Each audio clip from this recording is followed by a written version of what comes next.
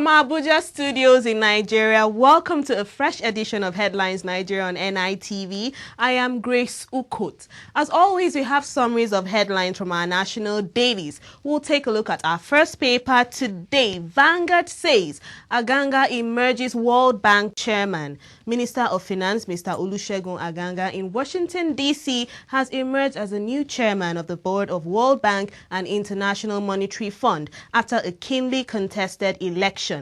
How couple used twins to export drugs 7 times before arrest by NDLEA. The Airport Command of the National Drug Law Enforcement Agency, NDLEA, said that the couple arrested recently at the Murtala Mohammed International Airport, Lagos, for attempting to use their twins to smuggle hard drugs out of the country to London had successfully deployed the 2 children for same purpose 7 times since 2006. This day newspaper, Mark Kayode denounced just killings. Following the ceaseless crisis in just the Plateau State capital, Senate President David Mark has joined other prominent Nigerians to condemn the seeming endless killings in the city. In the same vein, Minister of Defense Adetokunbo Kayode has expressed worry over the crisis, declaring that the crises are not surmountable. And on Punch newspaper, SSS arrests Asari Dokubo at Seme border. A former president of the Ijaw Youth Council and former militant leader in the Niger Delta, Alhaji Asari Dokubo, has been arrested by security operatives at the Nigerian end of the Seme border. And on Daily Independent, Otedola, Jonathan threatens to sack Bank PHB MD. The lawsuit involving Zenon Oil President Femi Otedola and Bank PHB turned messy on Friday as counsel for Bank PHB Ajibola Aribisala told the Lagos High Court that his client Bank PHB Managing Director Cyril Chukwuma was threatened by acting President Goodluck Jonathan to reach an amicable settlement with Otedola or risk sack. No sacred cows in anti-graft war, says Jonathan, is also saying on Daily Independent newspaper. Here the acting president, Goodluck Jonathan, over the weekend told the United States that he is strengthening the Independent Corrupt Practices and Other Related Offences Commission, ICPC, as well as the Economic and Financial Crimes Commission, EFCC, to enhance probity and accountability in governance. And on Daily Trust, HCS, federal workers to get pay hike. The head of Civil Service of the Federation, Mr. Steve Oronsaye, has said that federal workers would soon begin to receive higher wages as government has approved salary increases for them and is also working out a new national minimum wage. Still on Daily Trust newspaper, agric modernization key to food security, says the minister.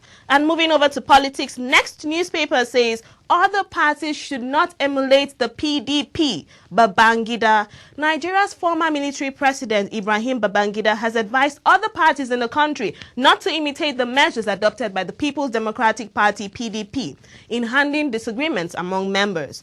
And on this day newspaper, IBB, what I forgot in Aso Rock. Former military president General Ibrahim Babangida said yesterday that there were certain things he did in office 17 years ago that he wanted to do again by contesting in 2011. And now NFF denies plot to remove Bankole.